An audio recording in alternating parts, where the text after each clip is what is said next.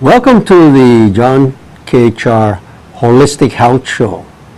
In the last show, and we're having a series of these shows on the brain, we talked about the importance of dopamine in the brain because that's one of the most common.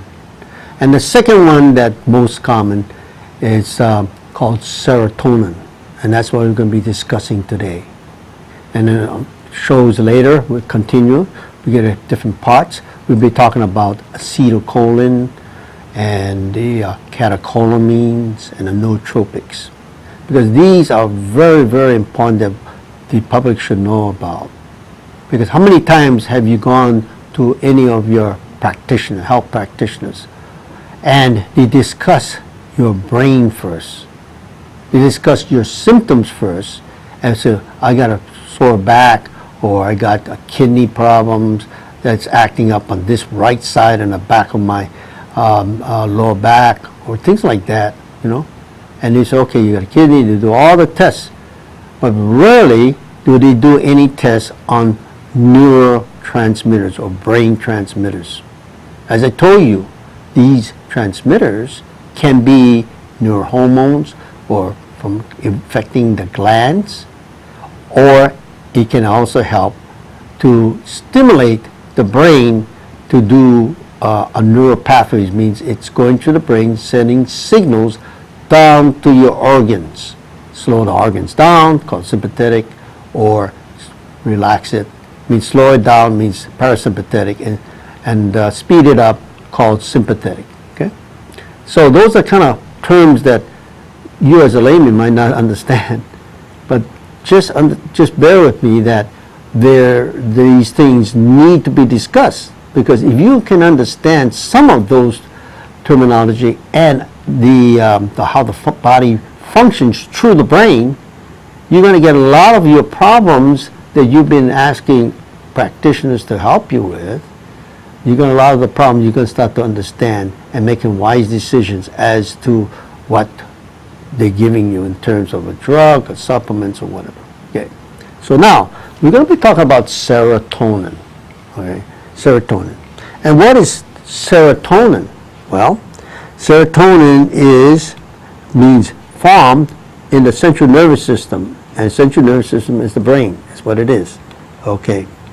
And it can also affect certain cells in the GI gut. So if you got some things with your stomach and you say, oh, I don't feel too good, and you're taking your antacids and you're taking all your digestions and your polymorphogens and everything, you say, I feel better, but somehow it's still not quite right yet.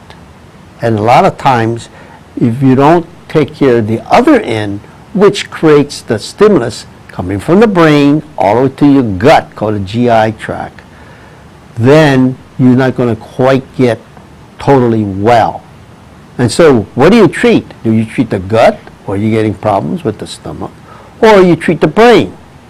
Well, you treat both, because one is coming, the signal's coming down there, and so long as that signals are not satisfied in terms of being neutral, okay, you always will have that feeling of pain or discomfort in the GI tract. Yes, the diet definitely will help you, yeah, but it won't solve totally the problem. The problem hasn't been resolved. It's just been pacified. And you can feel better, but not ultimately better. So find a source which can come from the brain, which this part does, and take care and support the area where you're having concern with. True, if you're talking about the gut area or the GI tract or gastrointestinal tract, you take care with support things, good diet, good bowel movements, you're taking protomorphogens or lactobacillus acidophilus or bifidus if you need that, taking super digestion, which helps, and that super digestion can be protolytic enzymes, which is stimulated which comes from the pancreas itself. You need a hydrochloric acid in your system. Anytime you get stressed, most people lack hydrochloric acid when they eat to break down the proteins to amino acids. And so all these play a total role. That's the support system. That is more molecular, means that you can feel it, you can taste it, things like that. This is a molecular. But there's a higher frequency, and that works in the brain. And you can't give a supplement for the brain in terms of molecular area. You can help it through the energy as once it's digested and it goes through the bloodstream. So it's not where you're going to treat something more physically. You're treating more energetically. Okay, so that's why homeopathy really is effective in these areas. So let me tell you what. So it's found in the brain. Okay, it's also synthesized, means it's processed through the amino acids tryptophan with two enzymes. All right, and the tryptophan a lot of times is we call the foundation, or to make the body makes serotonin. Okay, tryptophan. All right. Now, it can also affect, would you believe, the ovarian hormones, affecting the tryptophan, and it can cause postpartum depression and premenstrual stress syndrome.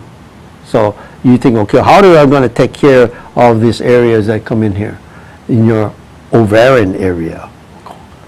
And you have to get the ovarian hormones.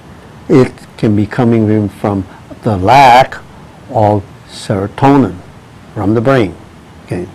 So now, what is the function of serotonin? Okay, let's tell you what it regulates.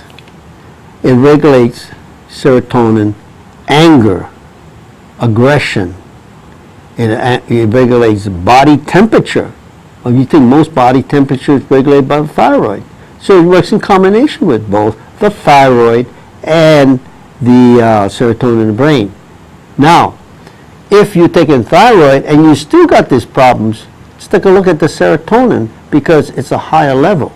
And so a lot of times the thyroid is not affected. There could be an iodine deficiency. And you say, oh, I got thyroid problems, T3, T4s, and actually it can be, the cause can be from the serotonin deficiency. It can also affect the moods, your moods, affect your sleep pattern. People get problems, I can't sleep, I get up all times of night, I got insomnia. Well, one of the things that it also is affecting is cortisol. Okay, that's a long-term stress. Normally the body produces cortisol 7 o'clock in the morning. It kind of prepares you for the different types of stresses throughout the day. Now, if you continue stress, now this is how it works. A lot of times when you get stressed short-term, means, say for instance, I give you an example. If you're driving down, minding your own business, and it wasn't very much traffic on the freeway, and you look in your rear mirror and you say, oh, this guy looks like he's speeding, he's zigzagging back and forth, and he must be in a hurry. He gets side by side and he says, oh my goodness, and then he cuts right in front of you, and you have to jam your brakes, and then you start shaking your hand at him and getting mad, right? And he's long gone already. He's speeding. Well, what happens to the body? It goes into a short-term stress mode, and it goes and stimulates, the body gets stimulated, the adrenal gland comes in play, and it starts to pacify the body. However, the adrenal gland is going to, the body's going to also secrete, means bring out, from the liver, ammonia, which is the biggest buffer you're going to have in the body. And it's going to buffer that. You get more acidic. All of a sudden, your body gets into a defunct state, a hyperactive stage. You're mad. You're enraged. And so the body pushes out what we call ammonia. And ammonia is going to buffer the body from being too acidic. Okay, I mean, it's going to go too high. So what happens? Okay, after 5 minutes, the body says, I gave you enough ammonia, but your body is still stressed out. Think about this. After you reach your destination, maybe an hour later or half an hour later, and 2 hours later, you're still thinking about that person who cut in front of you, got mad. And about 4 hours, 5 hours, you're still thinking about that. It means the body is going through a cortisol state where it's actually trying to buffer that incident, calm you down. So the body is churning and churning cortisols all the way through the day. At nighttime, it's supposed to wane. It's supposed to get less. Why? Because the body says, okay, you used it up during the day, and we need to slow it down so then we can go to sleep. Because cortisol can also initiate high volume of blood glucose, because blood glucose is needed for energy. And so it's churning. It's keep going all throughout the day and during the night. So you say, well, I'm going to go sleep now, and I'm trying to sleep, and I can't go to sleep because my energy is so much, and I'm getting all these thought processes swimming through my brain and everything. You can't go to a sleep pattern. And guess what? That's the cortisol still churning. And but what regulates that? It regulates in the brain. See, one of the neurotransmitters in the brain. So they go back to the brain again. So are you just going to treat the cortisol? No. You're going to also support the body with the cortisol when it's needed and activate the brain to control it. So let's talk about this. So anyhow, so we talked about some of the functions. Let's go back again. Anger, aggression, okay? It regulates the function. Body temperature, moods, sleep patterns, vomiting, sexuality, appetite. You know, people want to lose weight, appetite. Okay, neurological diseases. What's neurological diseases? Neuritis, pain, different kind of pain, nervous problems. Okay, liver regeneration. Okay, pain is another one. Perception, hormonal activities. All right, and the GI tract. Really important, the GI tract. Okay, now if you have low levels of this, then what is it cause? You don't have enough. Your body's stressed. Your body's using a lot of that serotonin to take care of the function, but then the body reserves get short because you don't have enough. So if you have low levels, you can get increased aggressiveness and anger behavior. You start getting angry faster, quicker. Okay, clinical depression. Okay, obsessive compulsion disorder, OCD. Obsessions. You can get obsessions, undesirable, recurrent disturbing thoughts, especially when you sleep.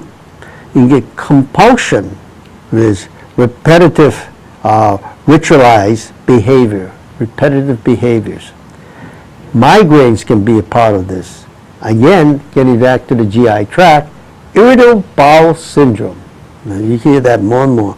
How about people with hearing, ear ringing, tinnitus or tinnitus, okay, ear ringing. Fibromyalgia. People getting problems all over the body from fibromyalgia.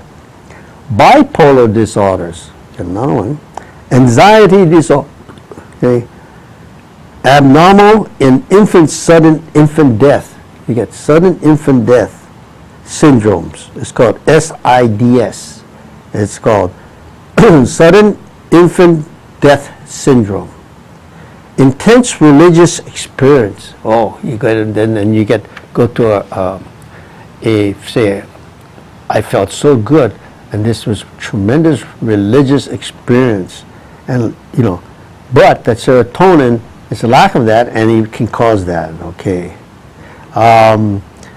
you can cause premenstrual dysphoric disorders. Premenstrual. Okay, seasonal affective disorders.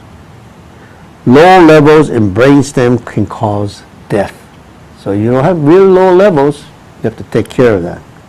Now, on the other hand, you can get extreme. So the body's okay, you have enough reserve, but it's constantly being asked for. The serotonin, the body says, I need more serotonin, I need more serotonin.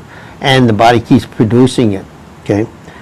That can cause toxic level of single overdose of that is impossible. So if you have these people and you have these increase, well, it can cause death. Remember now, if you have too low a level of serotonin, really low, dangerous levels, you can get death.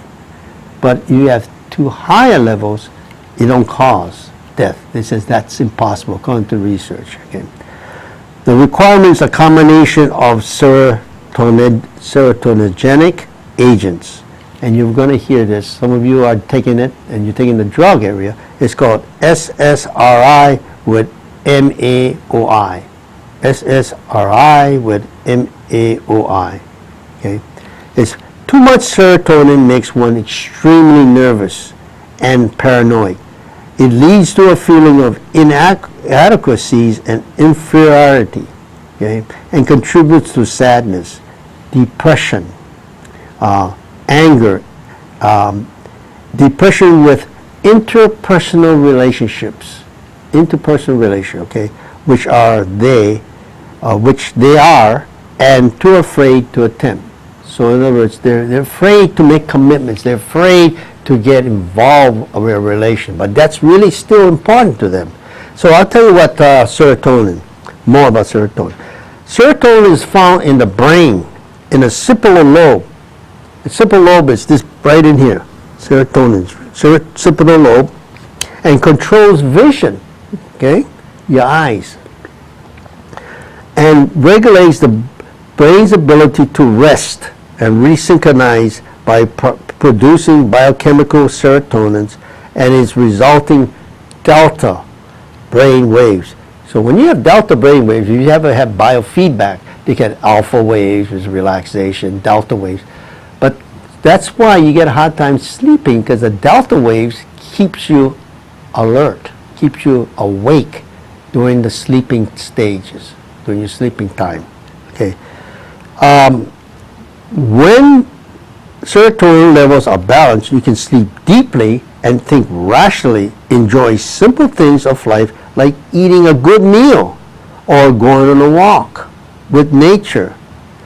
Now, all these neurotransmitters are typed, they're like classified, okay? And one of the things we call serotonin type people know how to live for the moment. These are some of the characteristics, okay?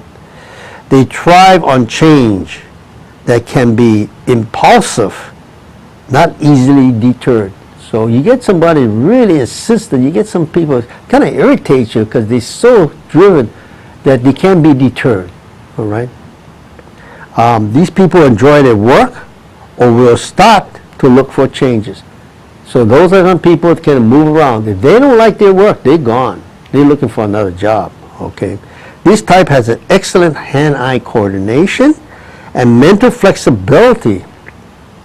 Okay, a lot of times it can be good sportsman, eye-hand coordination. Any occupation involving operating the most advanced and expensive tools and technology. Okay, these are the type of people. Airline pilots these can be serotonin people. Oil riggers, emergency vehicle drivers, computer programmers, professional sports, acting and modeling. These are the type. Serotonin dominance is helpful for surgeons, chiropractors, detectives, investigators, those dealing with interventions. So these are good serotonin type of people. This type are passionate about the relationship and have more difficulty in committing a relationship. They're passionate about this, but they're sort of afraid to make a commitment, you see. But they're passionate about their relations. They want to work it really seriously. However, but they have a difficulty in saying yes. Those are difficulty of the people that say, I'm going with you, I have a relation with you, but I don't want to get married to you. But yet they love you. It doesn't mean that they don't love you, they don't care about you. They do, but they have that feeling of commitment. Wow, okay. They are interested in excitement, so they have to be, these people are on the go.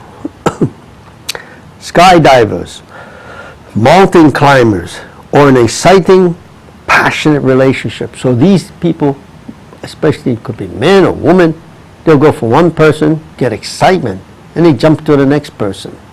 They can't make a commitment, okay? The early warning signs of deficiency start with loss of enthusiasm for your favorite activity. You get bored real quick, or lack of enjoyment of a favorite food. Insomnia may lead to a lack of productivity, all right? Physical symptoms include weight gain or skin breakouts. These are people get rash, could be psoriasis, could be any kind of dermatitis or things like that. And they get better when they feel better. And all of a sudden, poof, they break out a rash again. Early stage of deficiency.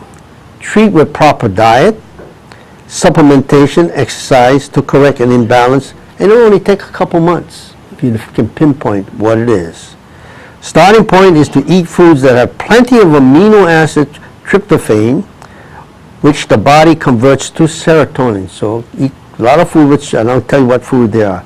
High amounts of tryptophan are found in avocados, 0.40 grams, 6 to 8 ounces of turkey, okay, 0.37 grams, 6 to 8 ounces of pork, 1.00 grams, 1 cup cottage cheese, 0.40 grams, 1 cup of wheat germ, 40 grams, 0.40 grams, 6 to 8 ounces of wild game, 1 to 1.15 grams. When deficient in serotonin, you crave for simple carbohydrates. These are people, oh gosh, they love their sugars, such as pasta. Now, another one is not so good, is alcohol. See, and I'll talk about alcohol just in a minute. Rice is good. Salt, which promotes the release of stored serotonin. Limit alcohol intake to several drinks per week. Why? Because these are the people who take just a little alcohol and they start stumbling around. You see those people, they think they're drunk. They're stumbling around, can't hold their balance. They start acting silly. When they drink a little bit, you don't have to drink a lot, these people. See? They hit the threshold and then they start going into a serotonin imbalance. Supplements.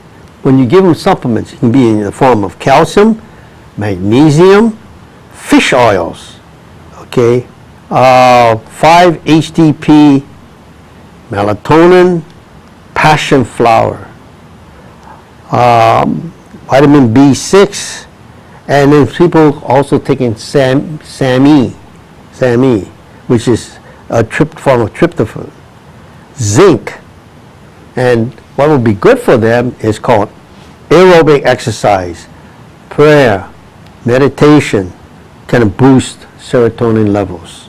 And avoid foods growing with pesticides. That's going to really hurt you.